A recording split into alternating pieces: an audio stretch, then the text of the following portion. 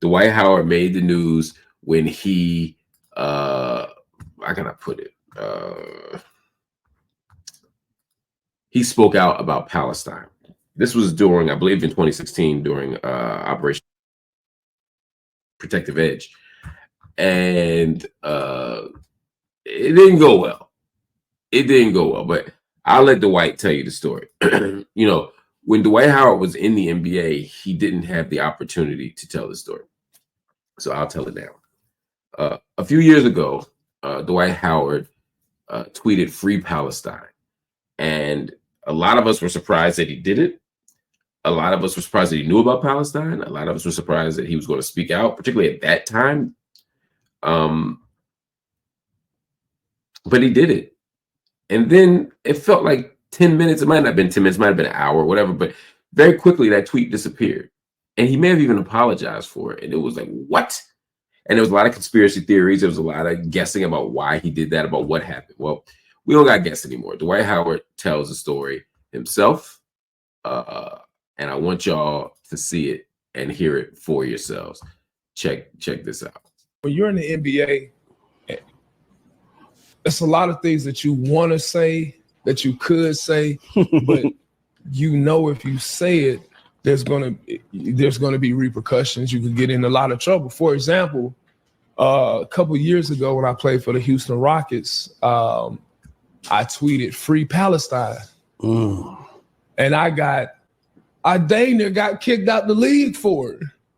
And I'm like trying to figure out why. You know what I'm saying? I didn't, obviously, before that, the conversation happened with some Palestinians, and they were telling me, I actually went to the movies one day. I was in the movies in Houston. A whole bunch of Palestinians was like, hey, man, we're big fans of you. Can we watch movies with y'all? So I'm like, cool, man. You know, when I was in Houston and Orlando and a lot of cities I played in, I would take fans to movies. I would take them to main event, do big events at David Buster's and stuff like that. So we go to the movies. After the movies, I'm taking pictures with all the, you know, fans and stuff like that. And they asked me to just bring some awareness to their what's going on in their country. So, you know, me having a big heart, I'm like, the Christian thing to do. Yes, I'm like, you know what? I want people to know the struggles y'all having. You know, I don't think it's wrong. So I tweet "Free Palestine." Less than 10 minutes after I tweet that, I get a call from the commissioner of the NBA. Stop it. Agents, people like working with my foundation at the time, Texas. The commissioner. You got to erase this tweet. You got to take this down.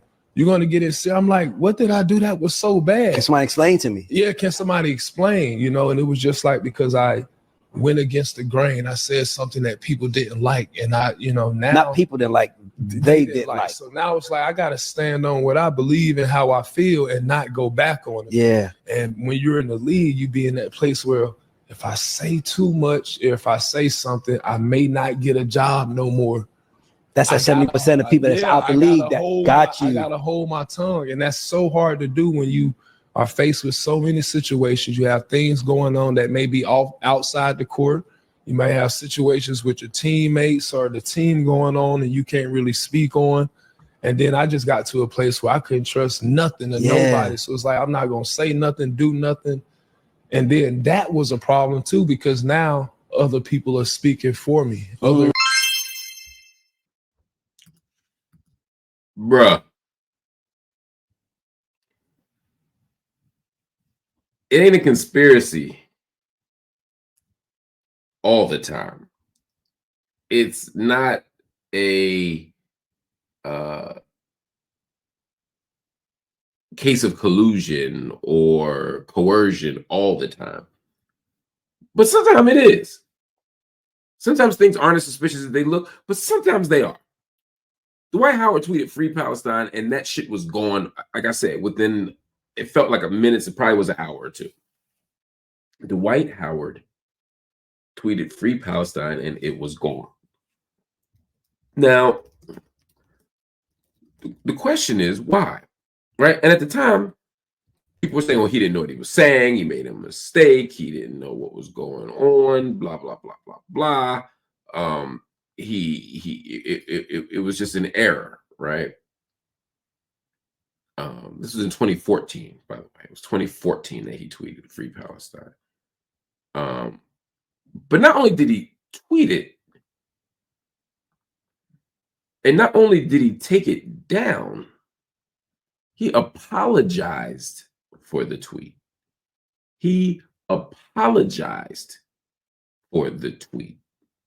So this is where it gets wild, right? Because I mean, it's one thing, again, it's one thing to say, I just deleted it, or I don't want to get into politics. But they made him take it down. Now, we knew at the time that Dwight Howard didn't tweet "Free Palestine" and then take it down without some coercion or some pressure. I'll be honest with you. I was surprised that he wrote "Free Palestine" in the first place. I didn't think Dwight Howard knew about Palestine. This is 2014. Just to understand, 2014, this was a time when Israel was doing its mowing the lawn operation in Gaza, right? That's what they do every few years. They call it mowing the lawn, where they come in, they attack, they invade, they kill some people. It's how they manage the population. They call it mowing the lawn. I know it's disgusting. That's what they call it.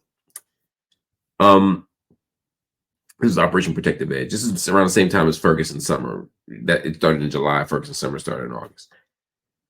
And so there's a way that at that moment, it was like, okay, America's focused on Palestine, but the world ain't focused like that. I was surprised Dwight Howard knew. So his story gives the explanation. Okay, Dwight, you met some Palestinians, and you meet Palestinians. They're going to talk about Palestine. And when Palestinians talk about Palestine, you get the information you need. And so he's showing solidarity. Free Palestine is no different than,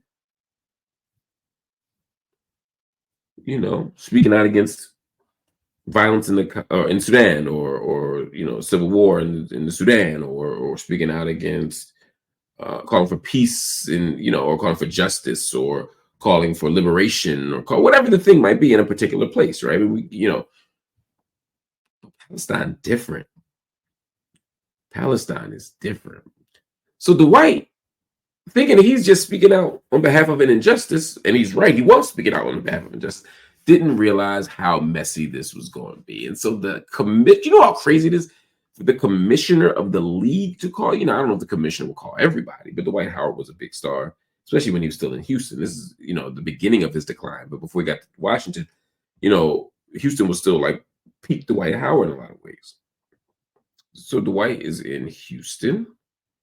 He's a big deal. He's a star of the league. They're like, nah, bro, you can't just be saying "Free Palestine." They called him and told him to take it down. And they made him apologize. How dare you speak out for the justice and liberation of Palestinian people? How dare you? Now, I'm not saying this to criticize Dwight. Dwight said, look, I would get kicked out of the league for this. We've seen people get kicked out of the league for less, or for the same, but probably less. Craig Hodges, for example. We've seen how Mahmoud Abdul-Rauf was treated, formerly Chris Jackson. We've seen it. We've seen enough to know that this ain't a wild conspiracy theory to say they're going to kick you out the league.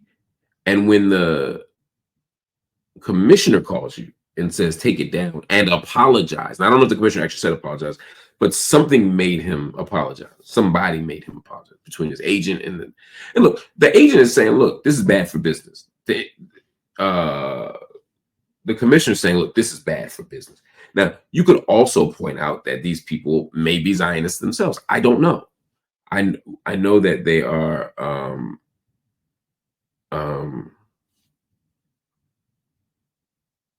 I know that, how can I put it?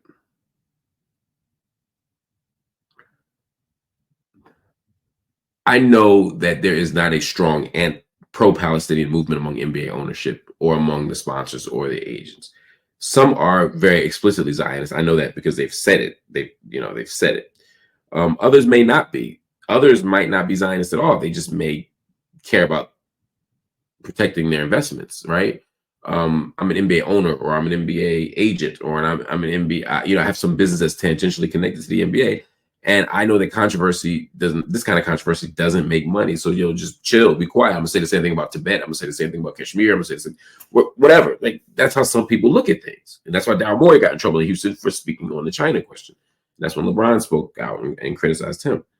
But at the end of the day, regardless of the reason, regardless of the motivation, Dwight Howard was told to be quiet on Palestine. And for a long time, again, people said, oh, y'all just being conspiracy theorists. Dwight is now telling you directly, he was silenced.